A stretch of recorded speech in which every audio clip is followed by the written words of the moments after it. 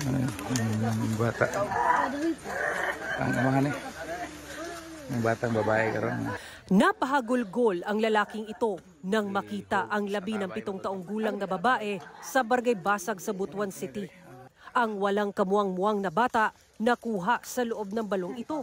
Ayon sa pulisya, inireport ng ama ng bata na nawawala ang kanyang anak noong Sabado ng madaling araw. Umaga naman itong Sabado nang makita ang labi sa isang balon sa Palayan, 1 kilometro ang layo mula sa bahay ng biktima.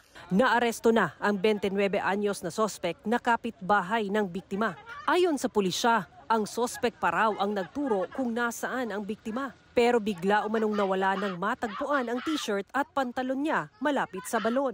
Nag-confess na din siya dun sa barangay official na siya yung responsable sa krimen na iyon. Sa salaysay ng sospek sa pulisya, sinabi niyang galing umano siya sa inuman nang mapadaan sa bahay ng biktima. Dumaan aniya siya sa likurang kusina at inabutang natutulog ang bata kasama ang mga kapatid habang nasa kabilang kwarto ang kanilang ama. Pag-amin pa niya, sinuntok niya ang biktima habang nasa higaan. At nang hindi ito nakagalaw, dinala niya sa kanyang bahay at doon hinalay bago hinulog sa balon. May initial kami na kasi sinabi doon na gumagamit din daw pero hindi pa natin conclude kasi wala pa tayo result sa drug test na pinaka-conduct natin sa kanya. Isa sa ilalim din sa autopsy ang mga labi ng biktima. Kinukuhanan pa ng GMA Regional TV ng pahayag ang pamilya ng biktima.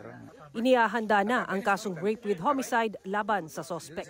Mula sa GMA Regional TV at GMA Integrated News, Sara Hilomen Velasco, nakatutok 24 oras.